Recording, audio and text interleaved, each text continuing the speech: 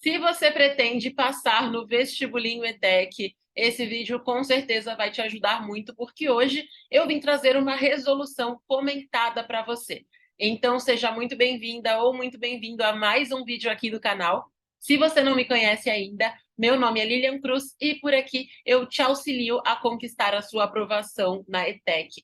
Então aproveita e já se inscreve aqui no canal para que assim você não perca os próximos conteúdos, beleza?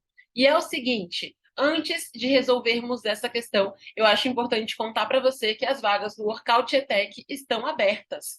Caso você não saiba, o Workout ETEC é um combo de resoluções comentadas em vídeo. Então tem muitas resoluções lá, muito mais do que aqui no canal, e assim você consegue ter acesso a elas de forma organizada. Tem resoluções no Workout ETEC de português, matemática, biologia, química, física, história, geografia, de todas as matérias que caem no vestibulinho, de várias épocas diferentes, até mesmo de questões de provas que não estão mais disponíveis no site do vestibulinho, e isso te ajuda a ir pegando o jeito para treinar para a prova, ok? Então, caso você queira assinar o Workout ETEC, o link está na descrição desse vídeo. E agora, vamos então aqui para a nossa questão. Essa aqui é a questão 19 do vestibulinho ETEC do primeiro semestre de 2023, e ela fala o seguinte para a gente. Grandes navegações é a expressão usada para se falar da exploração do Oceano Atlântico, feita de maneira pioneira por Portugal e Espanha ao longo dos séculos XV e XVI. O pioneirismo foi resultante de condições políticas, comerciais e geográficas específicas desses países. Com o tempo, outros países da Europa também se lançaram à exploração do Oceano Atlântico. Entre as consequências das grandes navegações estão.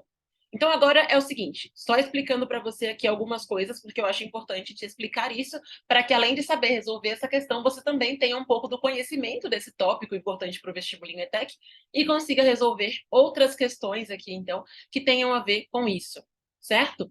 Olha só, nessa questão a gente fala do pioneirismo português e espanhol. O que foi isso? Foi esse destaque, né, essa iniciativa que esses dois países tiveram quanto às grandes navegações, ok? Então, eles tinham ali uma tecnologia, digamos assim, mais avançada, considerando, claro, né, todo o contexto da época, certo? Então, eles tinham ali escolas de navegação, enfim, eles tinham também todo um investimento, de certa forma, né, político nas navegações, porque o intuito era que eles fossem explorando o oceano e conquistando novos territórios, tá? E quando a gente vê aí esse período, né, entre os séculos XV e XVI, a gente lembra bem do quê? Ali de 1500, quando umas pessoas chegaram aqui no território que a gente conhece hoje como Brasil.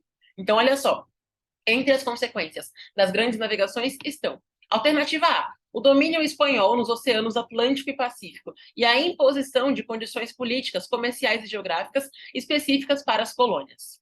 Lilian, essa alternativa? Não, não é. Por quê? Quando a gente fala aqui no enunciado especificamente do Oceano Atlântico, espera-se que você marque uma resposta que seja condizente com isso, ok? Então, ainda que essa resposta pareça correta, a partir do momento em que ela menciona já um outro oceano, ela está saindo do que o enunciado está pedindo para você, já que o enunciado deixa muito específico ali na primeira linha, né? Quando fala da exploração do Oceano Atlântico, e depois, na última linha, na quarta linha do enunciado, fala: outros países da Europa também se lançaram à exploração do Oceano Atlântico, certo? Então a gente corta a alternativa A, que já citou o Pacífico ali, e a gente também pode cortar quem? A alternativa C, que também cita para a gente ali, então, o Oceano Pacífico, ok? Daí agora a alternativa B, né? Já que eliminamos A e C ao mesmo tempo. A B fala: a colonização da Antártida e a descoberta de territórios desabitados no hemisfério sul, como a Oceania. Então, assim, olha só, você até poderia pensar nessa parte aí da descoberta de territórios desabitados no hemisfério sul, embora a gente saiba que os territórios eram sim habitados por povos indígenas, ok? Então já estaria errado, mas seria até um pouquinho passível aí de você confundir, né? Porém, no momento que cita a colonização da Antártida, a gente já elimina toda mesmo a alternativa C, ok? Daí aqui, alternativa D, o avanço da Inglaterra. Como assim, cara? A gente já pode eliminar a partir do momento em que a gente fala do pioneirismo nessa questão, né? Então, ela quer saber sobre a consequência das grandes navegações. Não quer saber da consequência dos tratados que esses países, no caso Portugal e Espanha, tinham com outros territórios, mas sim em relação aqui ao Oceano Atlântico e em relação às grandes navegações. E com isso, ainda que você não soubesse nada sobre o famoso descobrimento do Brasil, que se você já estudou isso em História para o Vestibulinho, você sabe que não foi tão descobrimento assim, né? Mas se você já viu esse tópico, você sabe que só pode ser a alternativa E, concorda? Porque ela fala, então, da assinatura do Tratado de Tordesilhas e a chegada dos portugueses ao território atual do Brasil.